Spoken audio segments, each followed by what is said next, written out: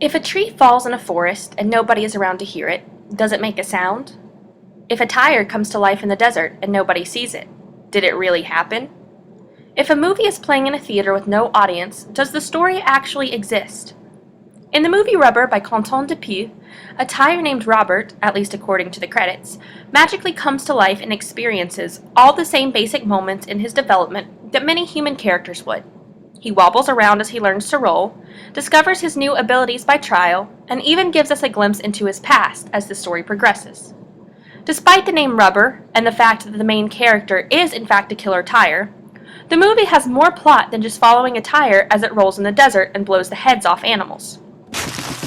The director Dupieux is making a commentary on a much larger and more relatable social construct than what lies in the explicit details shown.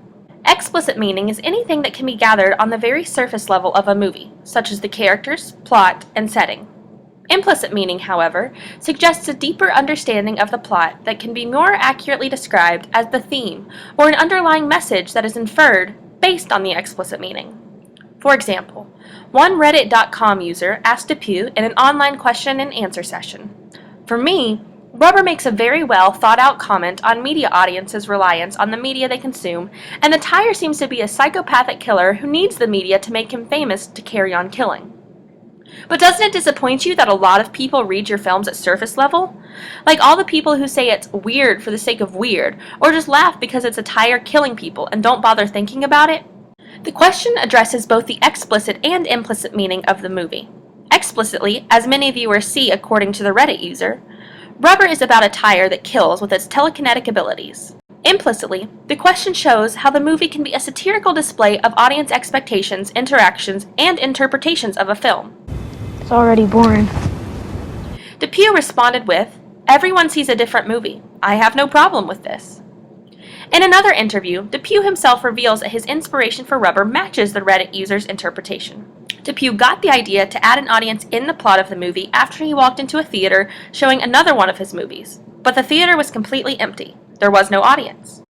Another example of explicit versus implicit meaning in the movie Rubber is demonstrated in the very first scene of the film. Explicitly, a series of chairs are run over by a car, and then a cop, who appears out of the trunk, explains that all movies have one central reason. No reason. Explicitly, the cop delivers this monologue after a confusing intro scene and ends it by pouring out his glass of water. Implicitly, he is setting the tone for the rest of the movie. Why does the tire come to life? Why does it kill? Why does anything in Rubber actually happen? No reason.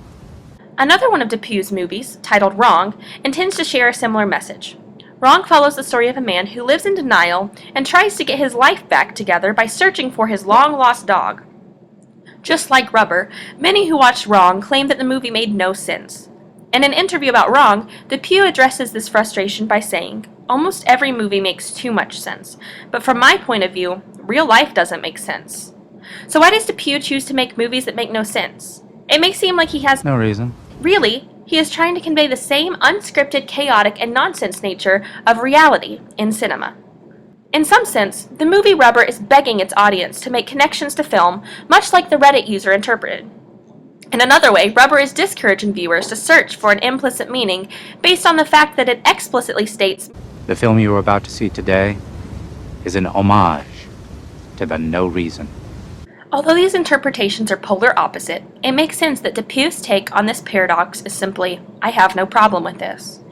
Perhaps he will make a movie where the tricycle has reason to exact revenge, but based on his cinematic history, that seems very unlikely.